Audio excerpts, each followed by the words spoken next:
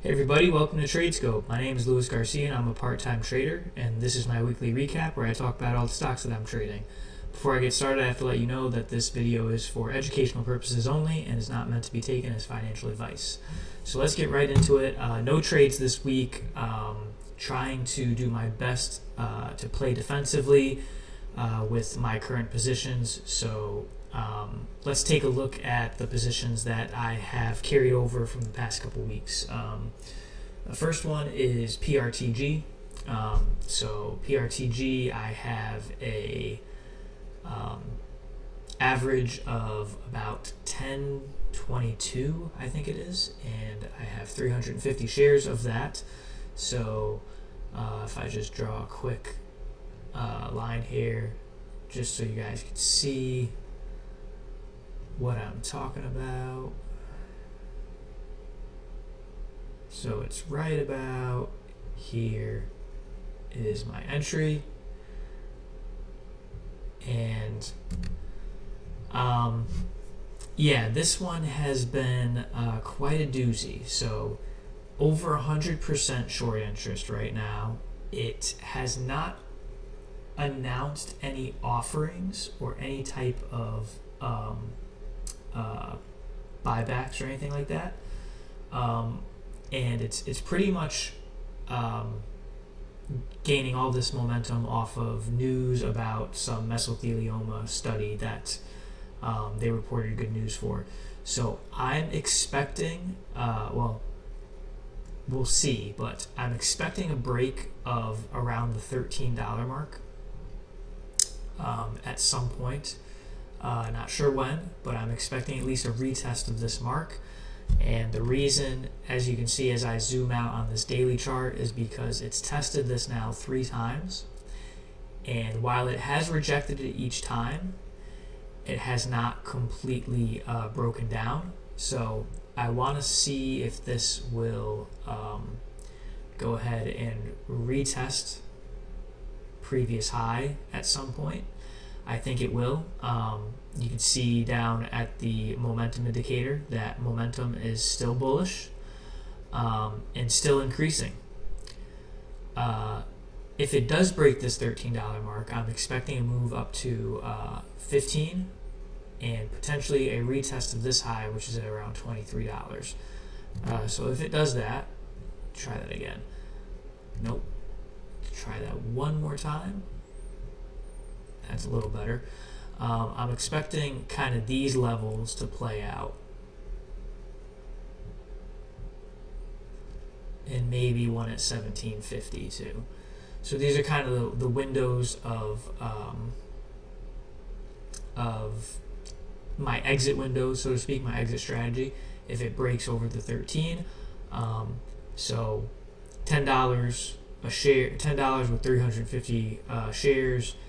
It's $350 for every dollar it goes up. If it does break 20, that'd be a $3,500 winner. Not saying it will, but that's kind of what I'm looking for. At least a move up to 15 and a test of 15. We'll see how it does after that. I'll be looking at it for every $2.50 that it moves past that. But yeah, that's kind of my strategy. We'll see what happens. If I have to, if it breaks down and I have to, I'll get out. But right now it's been holding the 200, so next week I'm just waiting to see if it pops again. You can see that had these big indecision candles, very low volume, right? So I'm expecting if it breaks major levels, the volume's going to come in because it's so over shorted, like over 100% short float. Shorts will be forced to cover, and you can see what happened down here. Similar thing happened. Shorts were forced to cover once it broke over a certain threshold, right? A certain price level, and it just skyrocketed. So I'm looking for a move like that. We'll see what happens. But that's what I'm looking for on PRTG. I also wanted to check back on Tesla. This one has been, I made some annoying trades this year, but this has got to be the most annoying trade I made this year, mostly because of just all the politics behind it. I wish I had never I wish I had considered that before I got into this trade based on technicals, because I just didn't realize just how much politics and everything else would be holding it down. But as you can see, I have this trend line here. It's still trending with that downward trend line all the way since December of last year. So again, I'm still hoping for a break of that trend line and a retest of the 200, which at this point is going to basically be at around $300, right? So that's kind of the line that I'm looking for, is the $300 line. If it breaks $300, I have a average right now of 35 shares at about 282, I think it is. So somewhere right there. Let me draw that. There you go. It's just about right there. So if it breaks $300, 35 shares, I'm just looking for like $350 to $700 winner, somewhere around there. We'll see how it does if it does retest that high though. If the politics stay quiet, it has the potential to run even higher. Good news. I think the news is the indicator on this one. It's going to be the catalyst. It's gotten pummeled with bad news for a while.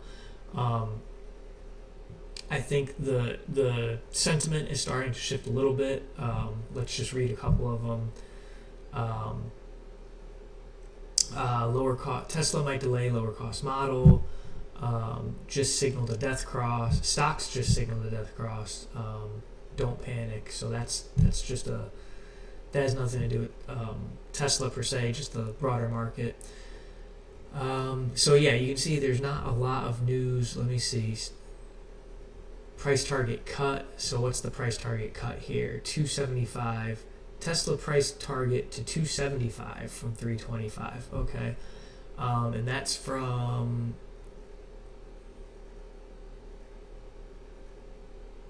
Barclays. Okay.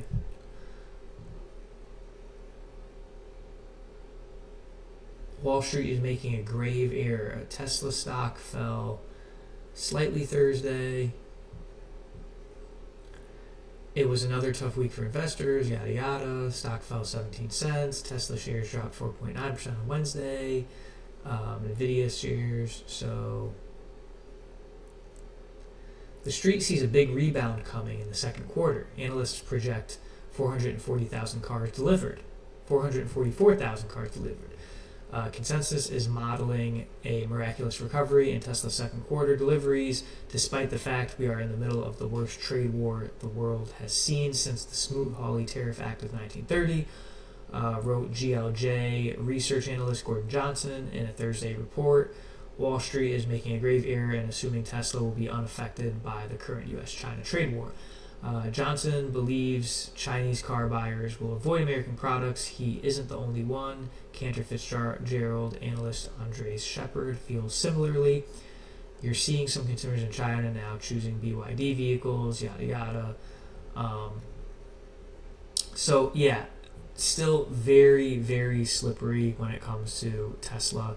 So like I said, I'm just looking for a break over my my entry and up to 300, see how it does, and then take some of that risk off the table, so I can continue on, right? Money in the pocket is better than money in a stock that's not doing anything. It gives you opportunities to go somewhere else and make money. So that's kind of what I'm hoping for Tesla. That's pretty much all I got, though, that I'm following for now. Let me know what you guys are trading, and if you guys are trading any of the same things that I'm trading, and what you think about the overall market now that we have the pause on tariffs and all the other political things going on. Thanks again for watching, and thanks for subscribing. And if you haven't subscribed yet and you like this video, please hit the like button, hit the share button, and hit the subscribe button. Thank you all, and I'll talk to you next week.